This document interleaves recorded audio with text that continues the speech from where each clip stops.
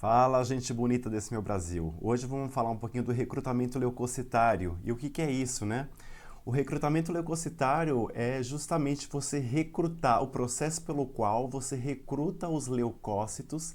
Quem são os leucócitos? São os glóbulos brancos, são as células participantes da resposta imunológica. Como que essas células, então, são recrutadas para o foco infeccioso, onde estão presentes aqueles micro-organismos? Eu coloquei aqui nesse desenho para a gente ver os principais efeitos da inflamação, que a gente viu no vídeo anterior, que a inflamação tem algumas características. E a inflamação ela é gerada por conta de algo errado que está acontecendo no nosso corpo, ou presença de micro-organismos levando à lesão, ou alguma lesão tecidual que você teve que vai gerar um processo inflamatório. As células imunológicas não precisam migrar para essa região onde está tendo a presença dos micro-organismos para que a gente possa ter um combate eficiente desses micro-organismos. Então, quando a gente olha essa figura aqui do lado, deixa eu pegar aqui uma caneta para eu ir riscando, como vocês sabem, eu gosto de fazer riscos, né? Então, eu vejo aqui um tecido normal e aqui embaixo um tecido inflamado. Quando a gente olha esses dois desenhos, a principal coisa que chama a atenção, pelo menos a minha, é justamente o calibre do vaso, né? Então aqui eu vejo que o vaso sanguíneo tem um determinado calibre e aqui embaixo, pelo tecido estar inflamado, uma das características é justamente a vasodilatação. Ou seja, mediadores inflamatórios são secretados aqui nessa região e os vasos sanguíneos acabam tendo um calibre aumentado, que a gente chama esse processo de vasodilatação.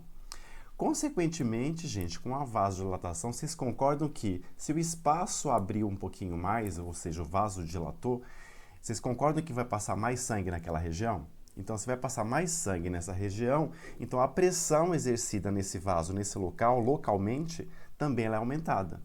Consequentemente, então, eu vou ter vasodilatação, aumento do fluxo sanguíneo, consequentemente, aumento da permeabilidade vascular. O que significa isso?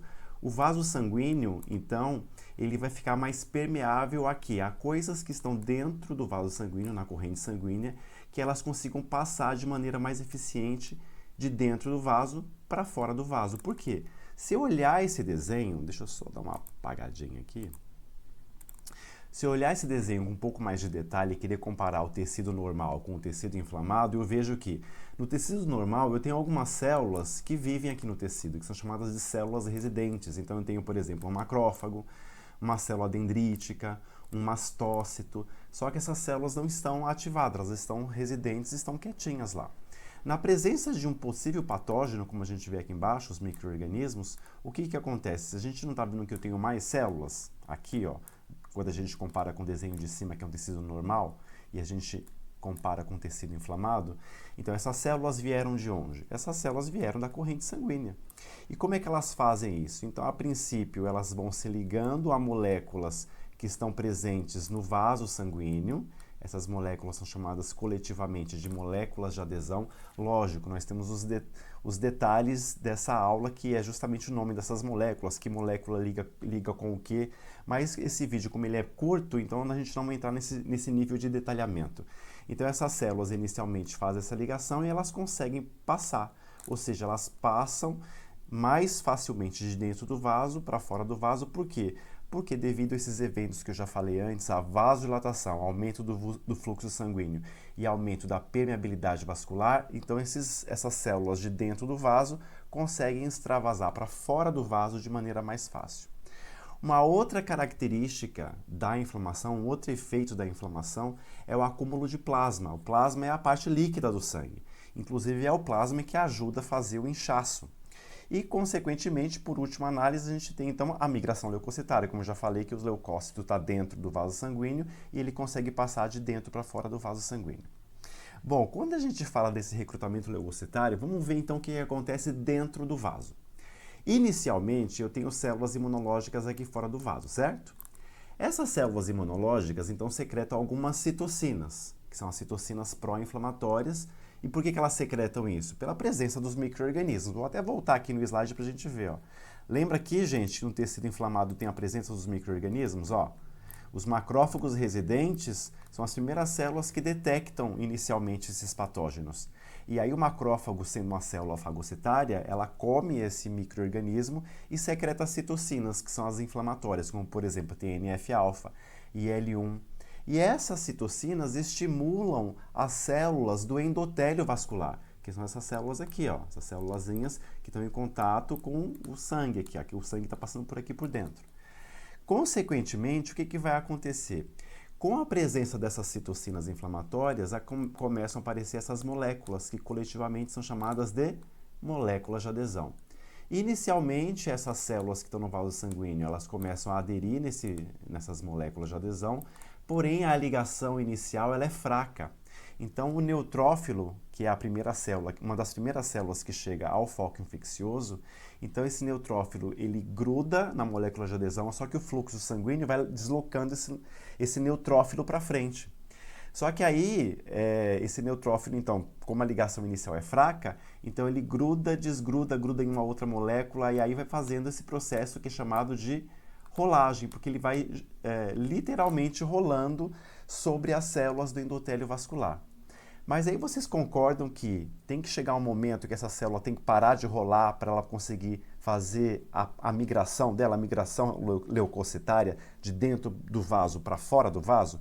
Então, para que isso aconteça, eu tenho um processo chamado que é ativação das integrinas. As integrinas, então, estão presentes nos leucócitos circulantes. Elas inicialmente estão num estado que é chamado de estado de baixa afinidade. E depois de um tempo, quando os macrófagos que estão lá, os macrófagos residentes, né, eles secretam também, além das citocinas, secretam quimiocinas. Essas quimiocinas, então, agem nessas células que estão chegando, como por exemplo aqui os neutrófilos. Essa integrina que inicialmente era uma integrina de baixa afinidade, como vocês estão vendo aqui, depois a presença da quimiocina passa a ser uma integrina de alta afinidade. Logo, essa integrina proporciona para essa célula que está no sangue para que ela faça uma ligação estável. Então, essa ligação estável, também chamada de adesão estável, proporciona então que essa célula grude firmemente ao endotélio vascular e consiga fazer o processo de transmigração, que é a passagem dessa célula de dentro do vaso sanguíneo para fora do vaso sanguíneo. Lógico, gente, os detalhes desse processo de recrutamento leucocitário a gente encontra nas aulinhas mais completas que a gente encontra no Imuno Canal lá no YouTube. Mas aqui eu coloquei para vocês só para a gente falar um pouquinho mais da integrina. Então, como a gente vê aqui uma célula, né, um leucócito que está no vaso sanguíneo, que aderiu ao vaso sanguíneo e aqui ele já está fazendo um processo de transmigração que também a gente pode chamar de diapedese, esse processo. Só para falar um pouquinho mais das integrinas. As integrinas, como a gente está vendo aqui embaixo, ó, que está no leucócito, que é essa célula cinza, ó, e aqui está representado o desenho um pouco maior, ó, integrinas. As integrinas, nós temos sempre duas subunidades, a subunidade alfa, como a gente vê aqui, ó, e a subunidade beta. Essas integrinas, coletivamente, a gente tem um total de 24 integrinas diferentes. Então, são 18 subunidades alfas e 8 subunidades betas, que combinadas dão nesse total de 24 integrinas. E essas integrinas, então, passando desse estado de baixa afinidade para alta afinidade, com a presença das quimiocinas, fazem com que esses leucócitos circulantes façam uma adesão estável e aí eles consigam fazer a passagem de dentro do vaso para fora do vaso, chamados de transmigração ou diapedese. A aulinha de hoje era essa, gente, recrutamento leucocitário. Espero que vocês tenham entendido. Me sigam aí nas redes sociais para que a gente possa aprender mais coisinhas sobre imunologia. Um abraço para todo mundo. Valeu, gente!